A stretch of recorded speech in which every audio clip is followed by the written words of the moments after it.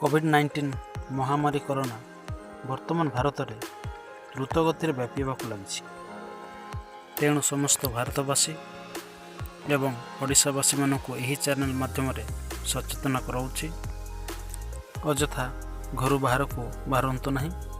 ଯଦି ଯେକୌଣସି ଜରୁରୀ କାମରେ ବାହାରୁଛନ୍ତି ତେବେ ସୋସିଆଲ ଡିଷ୍ଟାନ୍ସ ମେଣ୍ଟେନ୍ସ କରନ୍ତୁ।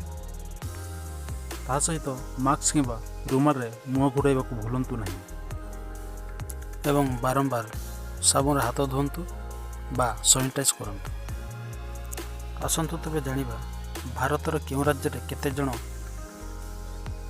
କରୋନା ଦ୍ୱାରା ଆକ୍ରାନ୍ତ ହୋଇଛନ୍ତି, କେତେ ଜଣ ସୁସ୍ଥ ହୋଇଛନ୍ତି ଏବଂ କେତେ ଜଣ ମୃତ୍ୟୁବରଣ କରିସାରିଲେଣି।